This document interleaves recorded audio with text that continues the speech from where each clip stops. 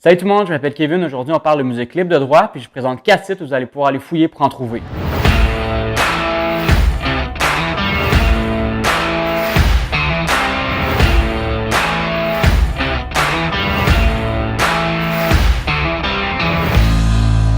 Selon moi, la musique et l'audio en général sont les éléments les plus importants dans une production vidéo.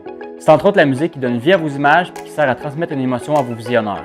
Par exemple, voici la même séquence vidéo avec 2 trames sonores différentes.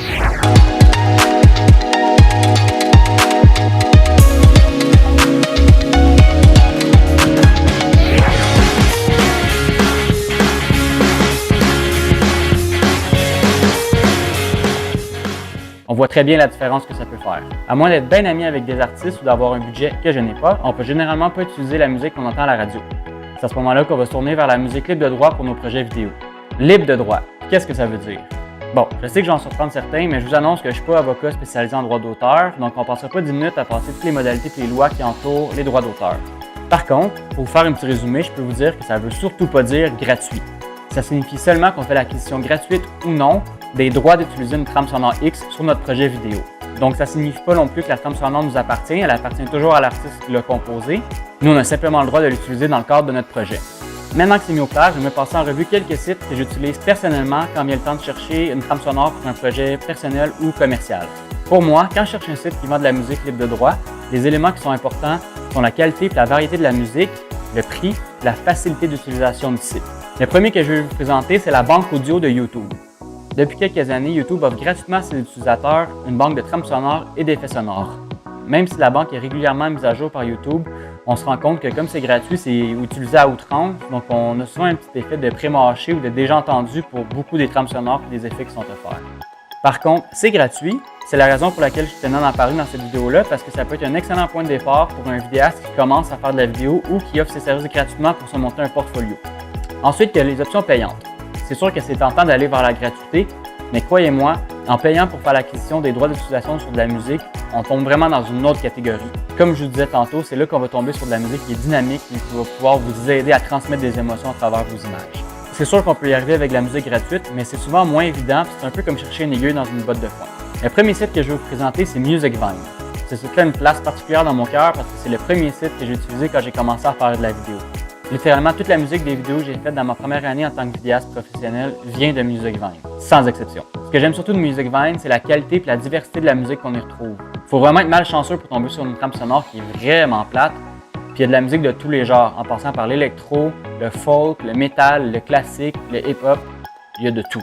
Leur tarification fonctionne par chanson, et le prix varie selon le type et l'ampleur de la production sur laquelle la musique va être utilisée.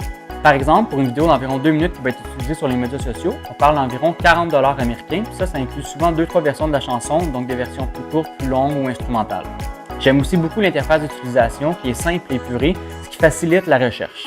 Parce que tout bon vidéaste sait que le processus de recherche de trame sonore peut rapidement devenir très long et fastidieux. La dernière chose dont on a besoin, c'est d'un site qui fonctionne mal, dans lequel on a de la misère à se retrouver. Pour terminer avec Musicvine, la petite cerise sur le sundae, c'est qu'il offre un service de concierge qui est complètement gratuit. En fait, c'est qu'on peut leur écrire certains critères de recherche par courriel, puis eux vont nous monter une banque de suggestions de trames sonores qu'on peut utiliser pour notre projet. Donc, ça peut souvent vous faire sauver beaucoup de temps dans des projets qui sont plus longs. Le deuxième site dont je veux vous parler, c'est Artlist. La grosse différence avec Musicvine, c'est qu'Artlist fonctionne avec un système d'abonnement. Ce qui veut dire qu'on paye 200 $ américains par année pour avoir un accès complet à leur banque de trames sonores libres de droit, puis qu'on peut utiliser sur n'importe quel type de projet vidéo.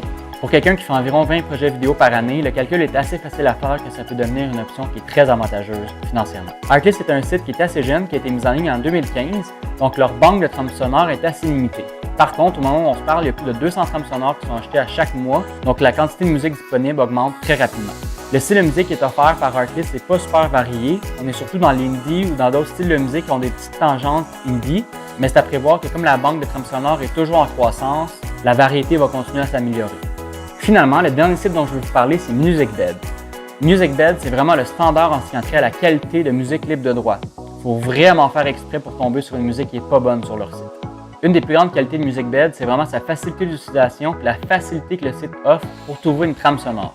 En plus des critères de recherche habituels comme le style de musique, la durée ou le battement par minute, l'équipe de MusicBed met constamment en ligne des playlists adaptées qui rassemblent des trames sonores similaires.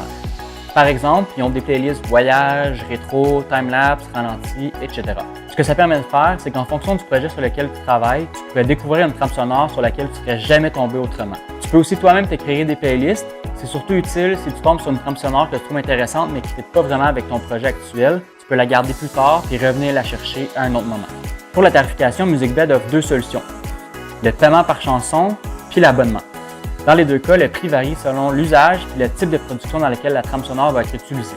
Par exemple, dans le cas de quelqu'un qui fait des vidéos qui vont être diffusées seulement sur ses médias sociaux, donc sur YouTube ou sur Instagram par exemple, on parle de 50 $ la chanson ou 9 $ par mois, ce qui est assez abordable. Par contre, pour un vidéaste de mariage ou quelqu'un qui fait des vidéos commerciaux ou corporatifs, on parle de 90 $ par mois ou 200 $ la chanson. C'est l'option la plus dispendieuse des 4 que je vous ai présentées aujourd'hui, mais il faut garder en tête que la qualité de musique qui est sur MusicBed est extraordinaire. Sérieux, c'est juste malade. Donc voilà, ça fait le tour des 4 sites que j'utilise personnellement quand je cherche de la musique libre de droit pour utiliser sur mes projets. Je le sais qu'il y en a d'autres. Laissez-moi en commentaire ceux que vous utilisez et que je devrais visiter. Si c'est la première fois que vous regardez une de mes vidéos et que ça vous a plu, abonnez-vous. Trouvez-moi sur Instagram. Et d'ici là, je vous dis à la prochaine. Ciao!